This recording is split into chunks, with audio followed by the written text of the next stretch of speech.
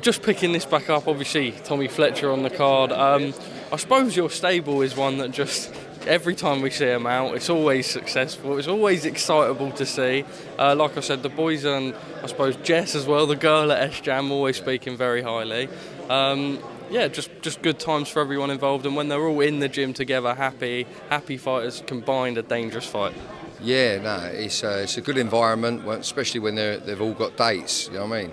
So it's a good environment.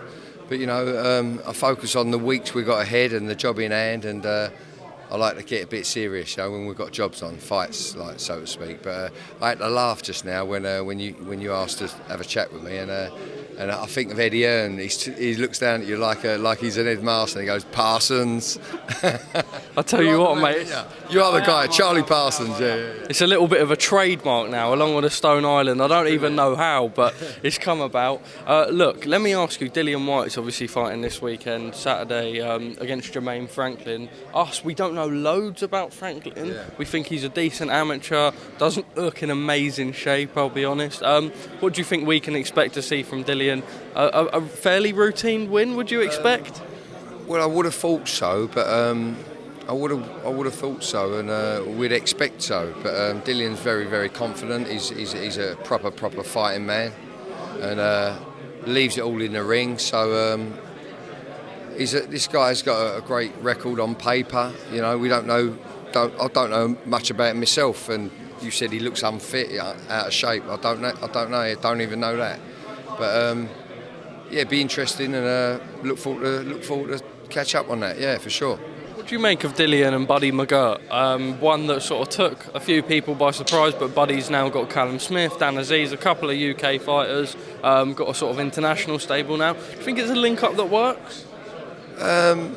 Well, he's a very experienced man, and Buddy McGirt, and I met him about 10 years ago in our gym in Canning Town. I've still got his card in my pocket, but so I remember he brought over a guy called I think his name was Isaac Chalamba, I think, and he was in our gym and getting ready for a big fight at the O2 back then. But no, it's a good link up, and be interesting to see, if he brings anything to the table on Saturday night, Dillian. Yeah. Look, Mark, I want to sort of quiz your training brain on Anthony Joshua, because I've been asking a lot of people this week, and it looks like now he may go into that Whyte fight next. But just from a trainer's perspective, obviously Joshua's someone that was always branded this mentality monster. There's now a few doubts of that. He said himself he struggles to get himself up when it's not for a world title. Anthony Joshua is going into the Whyte fight straight away, and then them looking at someone like Fury or Wilder towards the end of the year the right idea? Or would a better idea for him perhaps to maybe get his confidence back, get 2 knockouts in, not fights that would be easy touches, but one that he would be expected to get through? No, I think Anthony Joshua, if he gets settled with a coach and a system, I think going straight into the Whyte fight after Christmas would be not only brilliant for the fans, but he's an experienced guy, Anthony Joshua. He's very experienced. He's done it all. So, and what a match that would be, Dillian Whyte versus Anthony Joshua. Brilliant. It'd be the trilogy, wouldn't it? Is there the wonder that sort of if AJ beats Whyte, or has that Whyte fight and then loses to, if AJ has that Whyte fight and then either wins or loses and then goes on to a name like Wilder and then picks up another loss, is there a worry that perhaps then that he just has to call it a day? He's fought all the top guys and perhaps the results haven't come his way? Well, it'd be down to desire. I guess with Anthony Joshua, if he gets through them obstacles that you just mentioned. So it's all about desire. You know what I mean? Desire. He's done it. He's done a lot so far. He's done it all, and it's nice to hear that he's talking about these fights with Whyte and Wilder, etc. You know what I'm saying?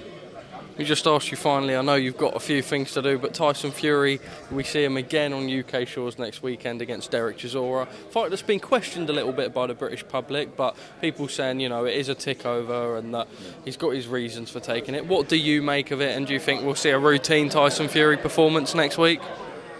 Do you know what, when I first, this was brought to my attention a few months ago, I was in Sheffield with Johnny Fisher, and one of you guys mentioned it. And Joe, what I didn't think I'd ever see it happen.